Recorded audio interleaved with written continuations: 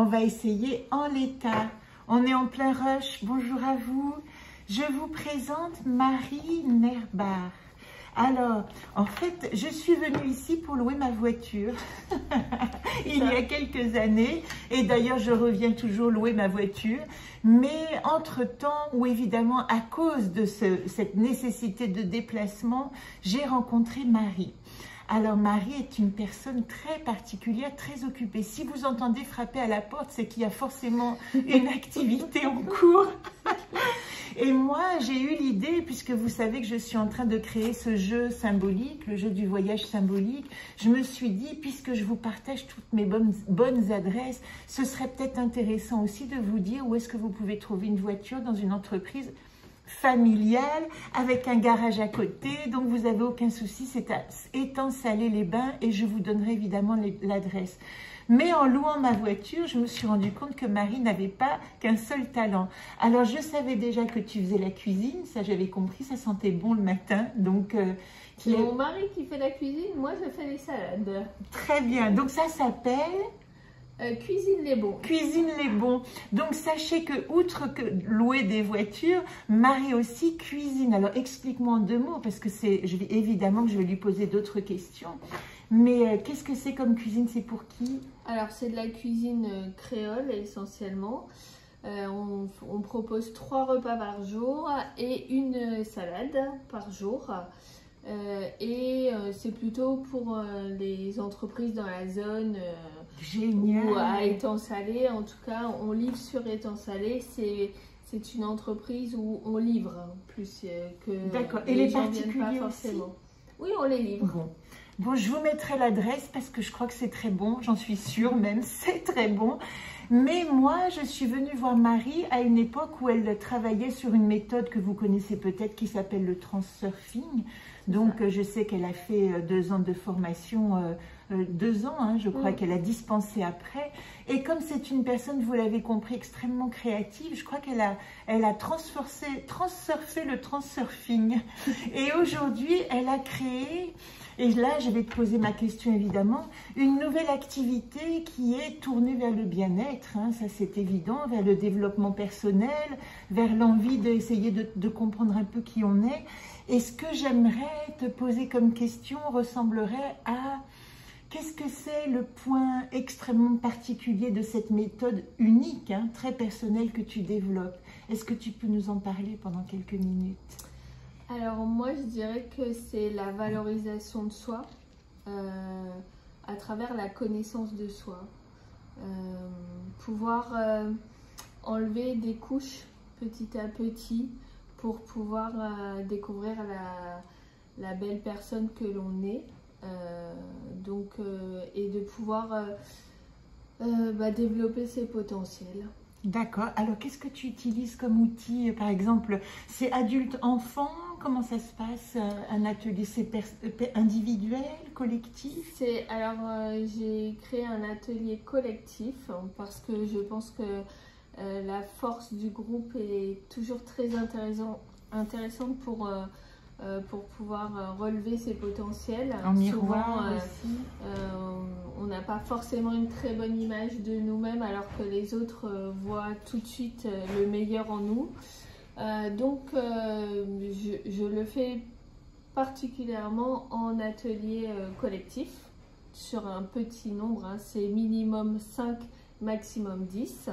Et ça dure combien de temps l'atelier? C'est une demi-journée. Une demi-journée et on peut revenir, c'est-à-dire que c'est un processus, on ne fait pas qu'une séance ou on peut faire une séance déjà ludique? En fait, si, voilà, c'est une séance et c'est effectivement l'idée de commencer, faire un pas dans le développement personnel et dans la connaissance de soi pour toutes les personnes qui ont un peu peur et qui se demandent où ils vont aller.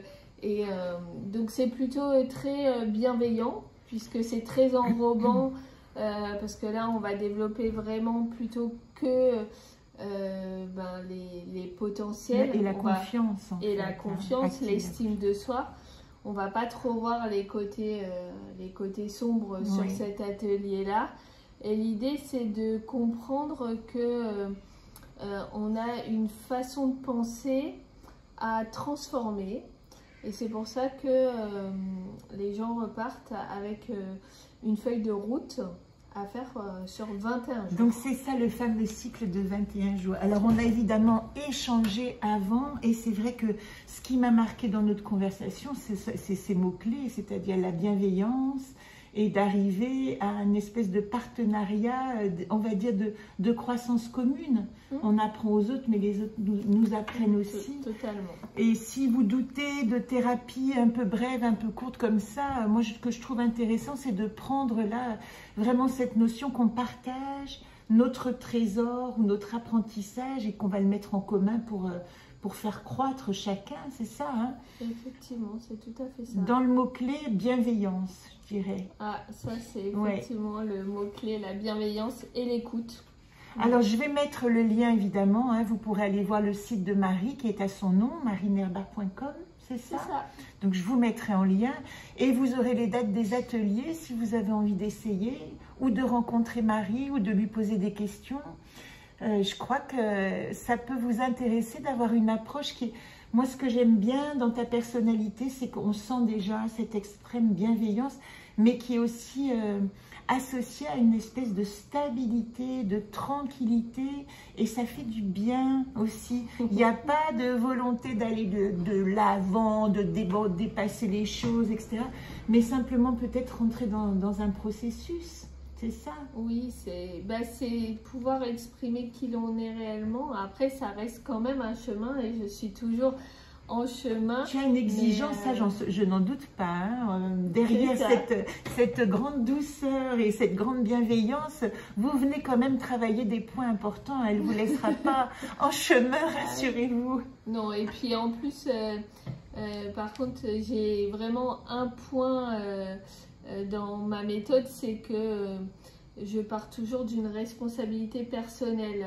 Donc l'idée, c'est quand même toujours de pointer le doigt vers soi pour pouvoir évoluer, parce que je pars du principe que si ça vient de nous, ben, on peut le changer. Alors que si on le subit de l'extérieur, on peut la rien responsabilité faire. Donc du coup, c'est toujours bienveillant. Mais par contre, ça vient quand même poser... Ça remet dans l'axe. Voilà, c'est ça. Dans l'axe que ça part de soi.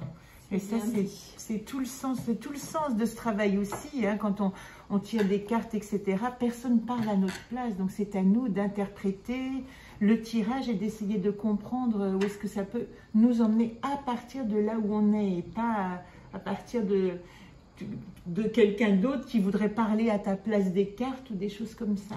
Ça. Donc, vous récupérez votre propre pouvoir, on va dire. Est-ce qu'on a tout dit pour le moment? Donc, ça se lance, c'est une nouvelle pratique, hein, sur Étang-Salé-les-Bains. C'est ça. Et ça vient compléter ce que je fais déjà en transurfing et autres. C'est génial. Ça vient compléter parce que ça permet un accès peut-être plus doux. Oui. De rentrer dans cette connaissance de soi. C'est chouette parce que quand je t'ai vu en prenant ma voiture le mois dernier et que tu m'as dit que tu avais arrêté, je me suis dit, oh, j'espère qu'elle n'a pas tout arrêté. Non, j'ai pas arrêté, ben non, j'ai juste transformé, modifié. Voilà, c'est ça. En fait, moi, je dirais que tu t'es réapproprié l'outil et au lieu de rentrer dans un système qui n'est pas le tien, tu as pu ramener des éléments et tu développes peu à peu ta propre expression d'aide. Hein, d'accompagnement. Donc, tu aides pour se déplacer, tu aides pour s'alimenter et elle aide aussi au niveau, donc vous voyez, de physique, pour s'alimenter au niveau du corps, évidemment, et bien aussi au niveau de l'esprit et de l'âme. Je suis plutôt multitâche. Multitâche, on va l'appeler. Alors, est-ce que tu as tout dit pour cette activité? Il y en a... Je pense. Après, on a peut-être oublié des choses. Oui, mais... posez vos questions. Si vous avez des questions, elle vous répondra évidemment. Vous pouvez la rencontrer aussi. Le service de location de voiture est au même endroit. Donc, quand vous prenez la route du Gouffre et que vous allez tout droit vers le Gol, eh ben, il y a une jolie devanture rose. Enfin, rose-rouge. Oui, c'est très, très joli. En tout cas, on la remarque. Et les voitures sont là. Alors, est-ce que tu as, c'est la deuxième partie de l'entretien, une question, puisque quand je suis venue l'année dernière, je t'ai évidemment présenté mon jeu, et je crois que j'ai même gagné un pneu. Il me semble que j'avais crevé.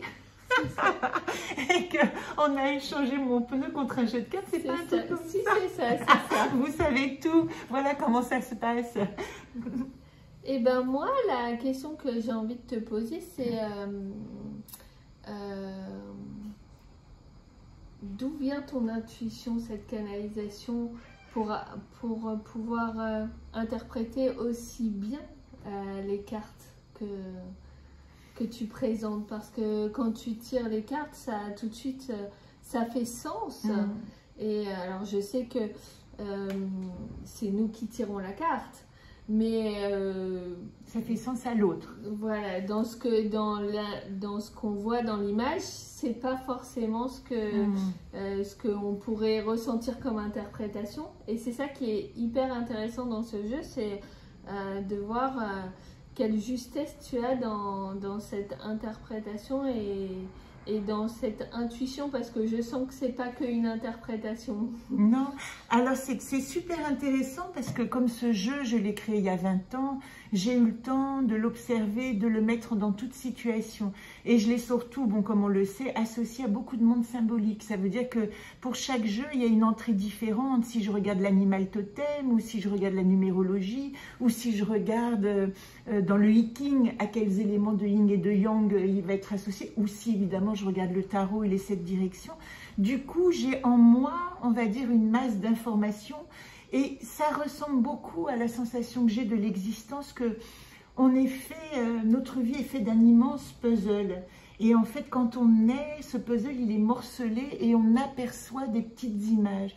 Et que peu à peu, notre croissance, notre curiosité intellectuelle, nos cheminements, nos rencontres, nos épreuves, etc., vont faire que peu à peu, les images, les pièces du puzzle vont s'accoler. Alors parfois maladroitement, et on est dans l'erreur, mais on est obligé de tout défaire, le morceau du puzzle, et on recommence. Si on a fait un puzzle 1000 pièces, on sait de quoi je parle. Et puis, tout à coup, arrive un moment, et je l'ai vécu il n'y a pas si longtemps, moi je pense après la cinquantaine, où il y a une image globale. Tout à coup, on devine, tu sais, c'est comme quand on donne une image d'un portrait, il y a un œil et tu dois deviner qui c'est. Et là, tu commences à comprendre de quoi est fait l'image globale de ce puzzle où tu as cherché dans tel endroit et que tu as rassemblé. Donc, quand je tire un jeu, ben, je vais tirer 4 cartes et je vais associer aux images de mon puzzle intérieur ce puzzle qui se propose, qui n'est pas le mien, cette association de cartes, puisqu'elles ont chacune un sens.